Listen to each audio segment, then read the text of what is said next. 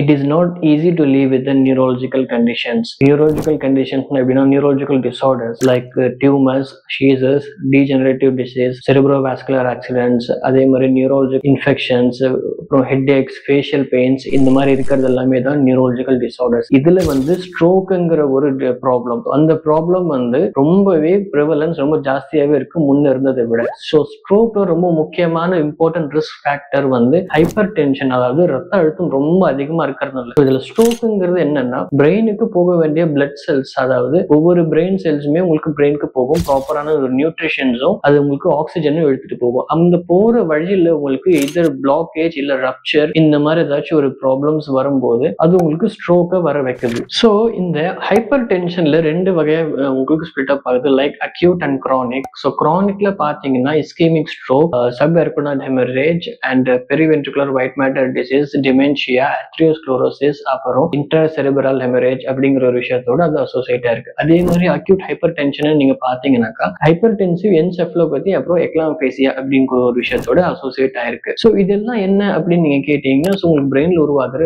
Problems தான் இது எல்லாமே. ஸோ இது எப்படி நீங்க ப்ரிவென்ட் பண்ணலாம், எப்படி ஐடென்டிஃபை பண்ணலாம், இல்ல எந்த மாதிரி விஷயத்துல எப்போ டாக்டர்ஸ் நம்ம கூட்டிட்டு போகலாம் அப்படிங்கிறோம்னா, ஸோ சிம்டம்ஸ் லைக் இது இப்போ உங்க பேசும்போது குளறி பேசுற மாதிரி இருக்கும், இல்ல பேசுறது புரியாது, விஷன்ல ப்ராப்ளம் இருக்கும், நடக்கும் போது ஒழுங்கா நடக்க மாட்டாங்க. ஸோ இந்த மாதிரி சின்ன சின்ன சிம்டம்ஸ்ல உங்களுக்கு தெரிஞ்சிடும் எதிர் அந்த இண்டிவிஜுவலுக்கு நியூரலஜிக்கல் ப்ராப்ளம்ங்கிற மாதிரி ஏதாச்சும் இருக்கா இல்லையா.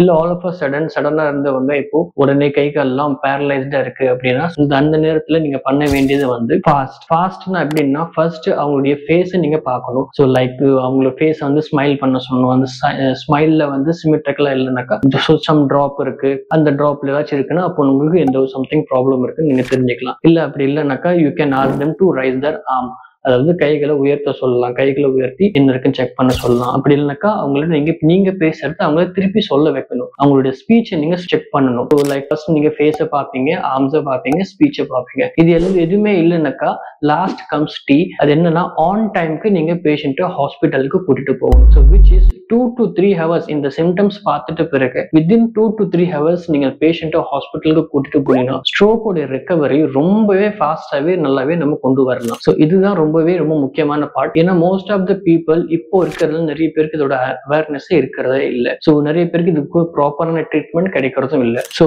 இமிடியேட்லி நீங்க இந்த மாதிரி சிம்டம்ஸ் பாக்குறீங்கன்னாக்கா ஹாஸ்பிட்டலுக்கு கூட்டிட்டு போறது பெட்டர். ஸோ ஹாஸ்பிட்டலுக்கு கூட்டிட்டு போனதுக்கு அப்புறமா மெடிக்கல் மேனேஜ்மெண்ட் முடிச்சதுக்கு அப்புறமாவே ரீஹாபிலிட்டேஷன் ரொம்பவே முக்கியம். ஸோ ரீஹாபிலிட்டேஷன்ங்கிற பார்ட் என்னன்னாக்கா providing speech therapy, physiotherapy, occupation therapy, neuro psychology, so இந்த மாதிரி தெரப்பிஸ் எல்லாம் பேஷண்ட்க்கு ப்ரொவைட் பண்ணணும் டெஃபினட்டாவே. ஸோ இது எப்போ பண்ணணும் அப்படின்னா, as soon as post medical management முடிஞ்ச உடனே அப்படிங்கிற இஃப் அட் ஆல் முடிஞ்ச அன்னைக்கே கூட நம்ம அது பண்ணலாம். ஸோ இது பண்றதுனால அவங்களுடைய ரெக்கவரி ரொம்பவே பெட்டரா இருக்கும் எல்லா ஆஸ்பெக்ட்லயுமே. ஸோ இந்த வீடியோ உங்களுக்கு பிடிச்சிருந்தா இந்த வீடியோவை லைக் பண்ணுங்க, ஷேர் பண்ணுங்க.